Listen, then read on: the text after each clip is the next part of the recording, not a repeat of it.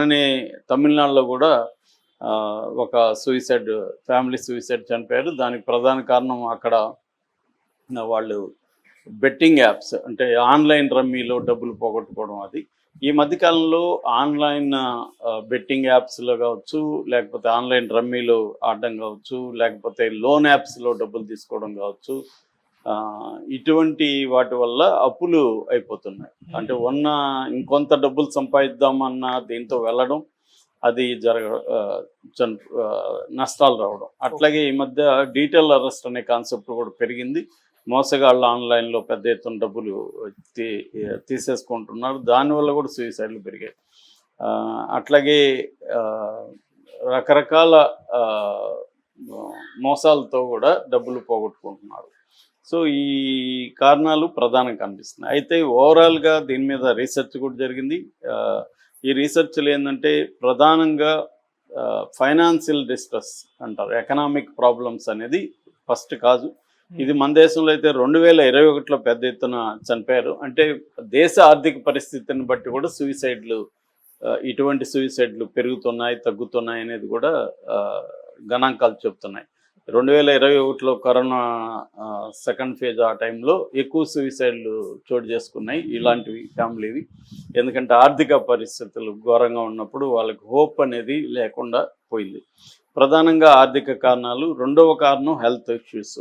ఫ్యామిలీలో ఇద్దరికో ముగ్గురికి హెల్త్ బాగాలేనప్పుడు, సో ఈ హెల్త్ ఇంకా ఇట్లాగే ఉంటుంది అనుకున్నప్పుడు చనిపోయిన సందర్భాలు ఉన్నాయి. అట్లాగే పిల్లలకి ఏదైనా మెంటల్ డిజార్డర్స్ పుట్టుకతో ఉండడం, అట్లాంటి వాటి వల్ల కూడా వాళ్ళకి హోప్ లేకుండా వాళ్ళని చంపేసి తాము చనిపోయిన సంఘటనలు ఉన్నాయన్నమాట. ఇక సోషల్ స్టిగ్మా మన లాంటి దేశాల్లో ఎక్కువ ఉంటుంది. ఎందుకంటే అప్పులు తీసుకొని పరువు అనేది ఇంపార్టెంట్ ఇలాంటి ఫ్యామిలీస్కి. నిజానికి వీళ్ళు ఇద్దరు కలిసి ఏదో ఒక కష్టం చేసుకుంటే బతకలేని పరిస్థితి ఏం కాదు. ఎందుకంటే ప్రైవేటు ఒక కాలేజీలో ఆయనకి రాకపోయినా ఇంకొక కాలేజీలో వస్తుంది, ట్యూషన్లు చెప్పుకోవచ్చు, ఆమె ఏదో ఒక పని చేసుకోవచ్చు. ఇదేంటంటే తాము ఒకే రకమైన పని చేయాలి, దానికంటే తక్కువ పని చేయకూడదు అనే ఒక సోషల్ స్టిగ్మా ఉంటుంది. రెండోది అప్పులు ఎవరి దగ్గర అంటే వాళ్ళ దగ్గర చేయలేని పరిస్థితి. ఇళ్లల్లో చెప్తే తాము పరువు పోతుందని. ఇలాగా వాళ్ళ పిల్లల్ని చూస్తే ఎంతో ముద్దుగా ఉన్నారు ఇద్దరు కూడా, పాప బాబు. వాళ్ళని చంపాల్సిన పరిస్థితి ఏర్పడింది. అంటే ఇది ఒక రోజులో డిసిషన్ కాదు, కొంతకాలంగా వాళ్ళు దీని మీద ప్లాన్ చేసుకుని మేజర్గా ఇతను ఎమోషనల్గా భార్యని ఫస్ట్ ఒప్పించినట్టుగా అర్థమవుతుంది. అంటే ఇది నిజానికి ఇప్పుడుదే కాదు, ఇప్పుడు 18th సెంచరీలో సూసైడ్లు ఎట్లా కాంటాక్ట్ చేసి అనేది గోతే అని ఆయన వెర్దర్ అని ద సారోస్ ఆఫ్ యంగ్ వెర్దర్ అని ఒక బుక్ రాశాడు. అప్పటి నుంచి దీన్ని వెర్దర్ ఎఫెక్ట్ అని కూడా అంటారు. ముఖ్యంగా డేవిడ్ ఫిలిప్స్ అనే సోషాలజిస్టు ఈ సూసైడ్ల మీద రీసెర్చ్ చేశాడు. ఆయన ఇది అంటువ్యాధులు అని చెప్తాను. దీన్నే వెర్దర్ ఎఫెక్ట్ అంటారు. వెర్దర్ ఎఫెక్ట్ అంటే ఒక దగ్గర సూసైడ్ చేసుకుని దాన్ని చూస్తే మనకు కూడా సూసైడ్ చేసుకోవాలని ఫీలింగ్ రావడం అన్నమాట. ఇలాగా పెరుగుతున్నాయి. సో ఇలాగే ఎవరికైనా ప్రాబ్లమ్స్ ఉన్నప్పుడు వీళ్ళు సైకలాజికల్ కౌన్సిలింగ్ తీసుకోవాలి. ఇలాగ మాకు చనిపోవాలనే ఫీలింగ్ వస్తుంది అనేది మాట్లాడాలి. అట్లాగే దీనికోసం కొన్ని సంస్థలు కూడా పనిచేస్తున్నాయి సూసైడ్ నివారణ కోసం, వాళ్ళని కాంటాక్ట్ చేయొచ్చు.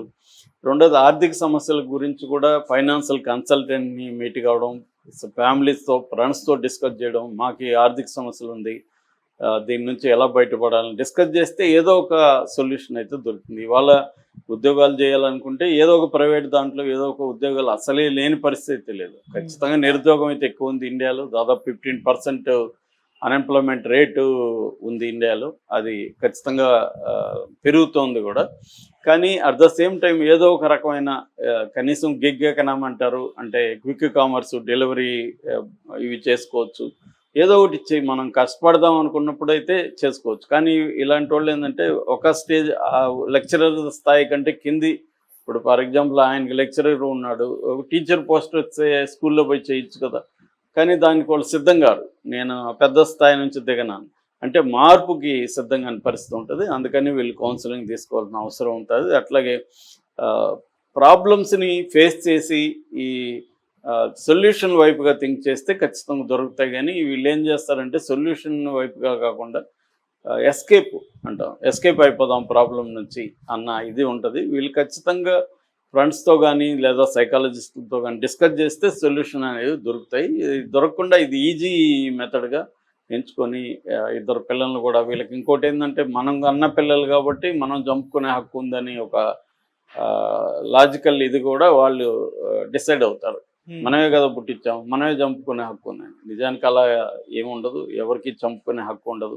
నేను చనిపోబోతున్నానని ఆమెకు చెప్పడం, మీరు చనిపోతే మా పరిస్థితి ఏందని ఆమె అనడం, అలాగా మెల్లమెల్లగా నువ్వు కూడా చనిపో, ఇద్దరం చనిపోతాం, మన ఇద్దరం చనిపోతే పిల్లల పరిస్థితి ఏంటి, అలాగా మెల్లమెల్లగా స్టేజ్ బై స్టేజ్ అతను ఆ ఫ్యామిలీని ఒప్పించే ఇదే జరుగుతుంది. ఎక్కువగా ఎవరో ఒకరు ఇనిషియేట్ తీసుకొని తాము చనిపోయేది కాకుండా మిగతా వాళ్ళు కూడా చంపేయాలని డిసైడ్ అవుతారు. ఇతను కూడా అదే పరిస్థితి. ఇతను ఒక రకంగా భార్య ఆత్మహత్యకి ఇతనే కారణం, పిల్లలు అది ఆత్మహత్య అనలేం, పిల్లల్ని ఖచ్చితంగా ఇద్దరు కలిసి హత్య చేశారు. సో ఎందుకంటే వాళ్ళ ఇచ్ఛాపూర్వకమైంది కాదు, వాళ్ళకి తెలియదు, పసిపిల్లలు వాళ్ళని హత్య చేస్తారు. అట్లాగే మెంటల్ హెల్త్ ఇష్యూస్ కూడా ఉంటాయి, అంటే అన్డయాగ్నైజ్డ్ ఇష్యూస్. మనం చాలాసార్లు ఫిజికల్గా ఏదైనా ప్రాబ్లం ఉంటే డాక్టర్ దగ్గరికి వెళ్తాం, కానీ మెంటల్ దగ్గర ఉంటే వెళ్ళం. సో ఇదొక మేజర్ ప్రాబ్లం అనమాట. మెంటల్గా డిప్రెషన్ కానీ, యాంగ్జైటీ ఇష్యూస్ కానీ, క్రానిక్ ట్రామా కానీ ఇలాంటివి ఉన్నప్పుడు ఏమవుతుందంటే వీళ్ళు వాటిని డాక్టర్లకు చూపించి మెడికేషన్ కావచ్చు, కౌన్సిలింగ్ కావచ్చు తీసుకున్నప్పుడు ఏమవుతుందంటే ఇవి రోజు రోజుకి పెరిగిపోతాయి. నెక్స్ట్ అంశం media and projection. Social media కావచ్చు, మెయిన్ మీడియా కావచ్చు, ఈ మీడియా ఇన్ఫ్లుయెన్స్ కూడా ఉంటుంది. అంటే వీళ్ళు వేరే చోట ఇలాంటి ఆత్మహత్యలు చూస్తూ ఉంటే మనకు కూడా ఇలాగా సొల్యూషన్ ఉందనిపిస్తుంది. దీని మీద టిప్పింగ్ పాయింట్ అని ఒక బుక్ కూడా ఉంది, మాల్కోలం గ్లాడ్వెల్ అని చాలా కాలం ముందు రాశాడు.